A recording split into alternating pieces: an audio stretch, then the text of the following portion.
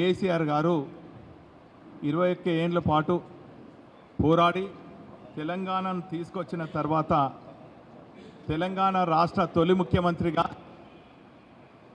ఈ రాష్ట్రాన్ని అగ్రభాగాన దేశంలోనే అగ్రభాగాన ఉంచే విధంగా అనేక కార్యక్రమాలు చేసి దేశ చరిత్రలోనే తెలంగాణ రాష్ట్రానికి ఒక ఉన్నతమైనటువంటి స్థానాన్ని కల్పించిన విషయం యావత్ ప్రజానికానికి తెలుసు. అందులో భాగంగా హైదరాబాద్ తర్వాత ఉమ్మడి వరంగల్ జిల్లా పైన ప్రత్యేక శ్రద్ధ పెట్టి ఉమ్మడి వరంగల్ జిల్లాతో పాటు నగరం పైన ప్రత్యేక శ్రద్ధ పెట్టి ఈ వరంగల్ జిల్లా ప్రజానికానికి ఉద్యోగ ఉపాధి అవకాశాల కోసము అన్ని రంగాలలో అభివృద్ధి చెందాలనే ఒక తపనతోని ఒక ఆలోచనతోని ఒక విజన్తోని వారు అనేక కార్యక్రమాలు చేసిన విషయం యావత్ ప్రజానికానికి తెలుసు. అందులో భాగంగా ప్రియారిటీ లిస్ట్లో ఎయిర్ కనెక్టివిటీ వరంగల్ జిల్లాకు ఉండాలని చెప్పి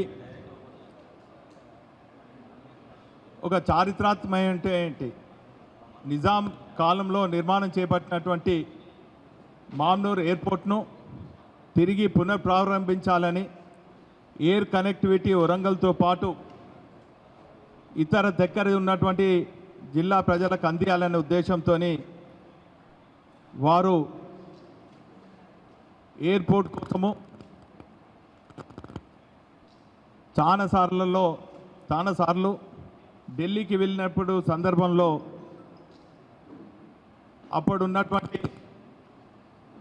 ఇప్పుడున్నటువంటి ప్రధానమంత్రి నరేంద్ర మోడీ గారితో పాటు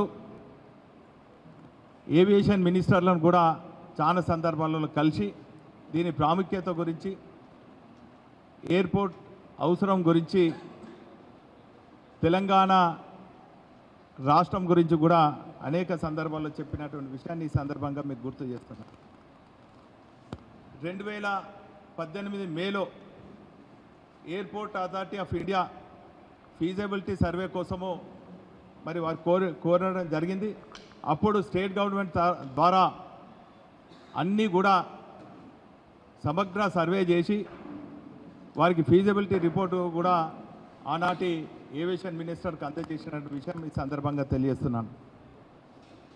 వారితో పాటు కేటీఆర్ గారు కూడా చాలా సందర్భాలలో సంబంధించినటువంటి ఎయిర్పోర్ట్ అథారిటీ ఆఫ్ ఇండియా అధికారులను కానీ మంత్రిని కూడా చాలా సందర్భాల్లో కలిసినటువంటి విషయాన్ని కూడా ఈ సందర్భంగా తెలియజేస్తున్నాను. అప్పుడు ఉడాన్ స్కీమ్ అని దేశవ్యాప్తంగా కూడా అన్ని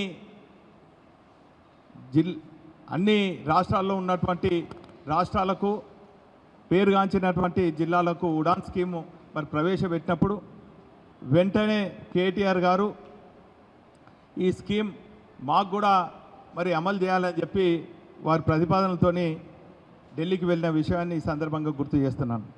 అది 2020 మార్చిలో ఆ తదుపరి ఆగస్టులో కూడా వారు ఢిల్లీ వెళ్ళినప్పుడు హర్దీప్ సింగ్ గారిని అదేవిధంగా అప్పుడున్నటువంటి కేంద్ర మంత్రి జ్యోతిరాదిత్యతో పాటు అమిత్ షాను రాజ్నాథ్ సింగ్ను కూడా కలిసినటువంటి విషయాన్ని ఈ సందర్భంగా మీకు గుర్తు చేస్తున్నాను. ఈ తీరుగా ప్రతిసారి ఢిల్లీ వెళ్ళినప్పుడు మామ్నూర్ ఎయిర్పోర్ట్తో పాటు ఇక్కడ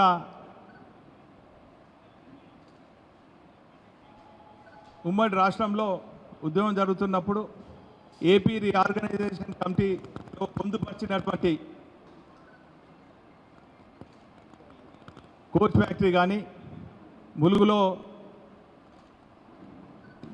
ట్రైబల్ యూనివర్సిటీ కానీ అదేవిధంగా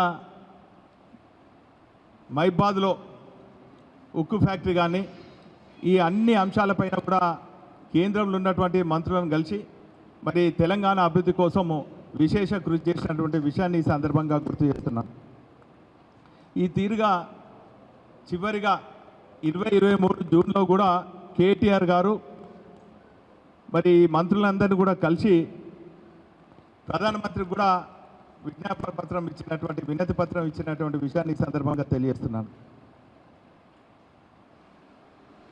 అయితే దీనికి వారు తెలియజేసింది ఏంటంటే, గతంలో ఎయిర్పోర్ట్ అథారిటీ ఆఫ్ ఇండియా వాళ్ళు జిఎంఆర్తోని ఒక ఒప్పందం కుదుర్చుకున్నారు. ఆ ఒప్పందము శంషాబాద్ ఎయిర్పోర్ట్ నుంచి 150 కిలోమీటర్ రేడియస్ లోపల ఎక్కడ కూడా కమర్షియల్ ఎయిర్వేస్ కానీ కమర్షియల్ ఎయిర్పోర్ట్స్ కానీ అనుమతి ఇవ్వమని చెప్పి మరి అందులో ఒక పెద్ద అడ్డంకి ఉండే. కానీ కేసీఆర్ గారు జిఎంఆర్ మేనేజ్మెంట్తో మాట్లాడి మరి అడ్డంకి తొలగించే విధంగా వారితోని సానుకూలంగా చర్చలు జరిపి మరి ఆ పెద్ద అడ్డంకి తొలగించింది కేటీఆర్ గారు, బీఆర్ఎస్ ప్రభుత్వం అని చెప్పి ఈ సందర్భంగా మీ ద్వారా అవగాహన లేని కాంగ్రెస్, టీడీపీ, బీజేపీ నాయకులకు మరి ఈ సందర్భంగా తెలియజేస్తున్నాం. ఇదే కాకుండా వాస్తవంగా అప్పుడు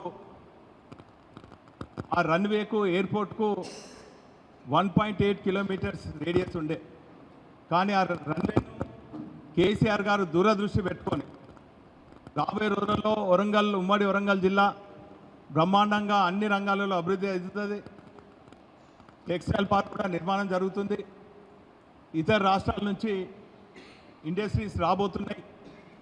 అదేవిధంగా కేటీఆర్ గారు కూడా ఈ నగర నిరుద్యోగ యువకులు 2 టైర్ సిటీస్లో ఐటీ హబ్ పెట్టాలని చెప్పి అప్పటికే మహేంద్ర లాంటి పెద్ద కంపెనీలు తీసుకొచ్చినటువంటి పరిస్థితుల్లో మరి దీన్ని భవిష్యత్ తరాలకు కూడా కమర్షియల్గా కూడా ఉపయోగపడే విధంగా దీన్ని 3.9 కిలోమీటర్స్ విస్తీర్ణం చేయించి చుట్టుపక్కల ఉన్నటువంటి గ్రామ రైతులతో కూడా మరి మాట్లాడాలి, స్థల సేకరించాలని చెప్పి ఆ రోజు మరి ఆ వర్ధంపేట నియోజకవర్గ పరిధిలో ఉన్నటువంటి అప్పుడు ఉన్నటువంటి ప్రాతినిధ్యం వహిస్తున్నటువంటి రమేష్ గారికి కూడా చెప్పిన విషయాన్ని ఈ సందర్భంగా తెలియజేస్తున్నాం.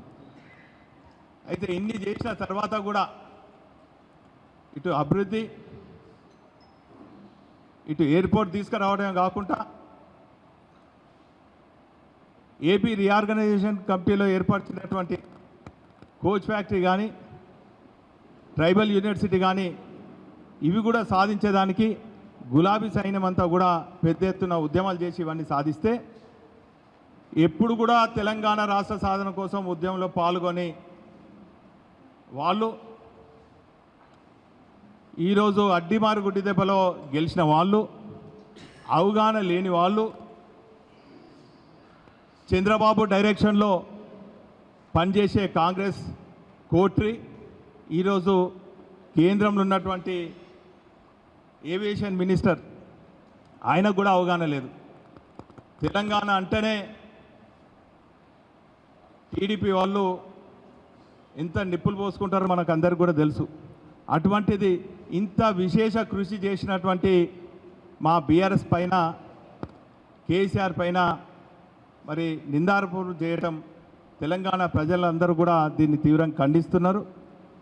ఇక కొందరైతే ఇంకొక అడుగు ముందేసి ఈ నగరాన్ని మేమే అభివృద్ధి చేసినాం, ఇంకా కొన్ని రోజులైతే ఈ కాకతీయ సామ్రాజ్యాన్ని అంతా కూడా, కాకతీయ కోటనంతా కూడా మేమే నిర్మాణం చేసినాం, భద్రకాళి అమ్మను మేమే ప్రతిష్ఠించినాం, మొత్తం జిల్లా అంతా కూడా అభివృద్ధి మేమే చేసినామని ఇంకో అవగాహన లేనోళ్ళు అన్ని అవుల మాటలు మాట్లాడతారు. ఏదేమైనప్పటికీ కూడా ఖచ్చితంగా అధికారంలో ఉన్న, ప్రతిపక్షంలో ఉన్న, ఉద్యమ సమయంలో ఉన్న కేసీఆర్ గారితో పాటు గులాబీ సైన్యం అంతా కూడా తెలంగాణ పైన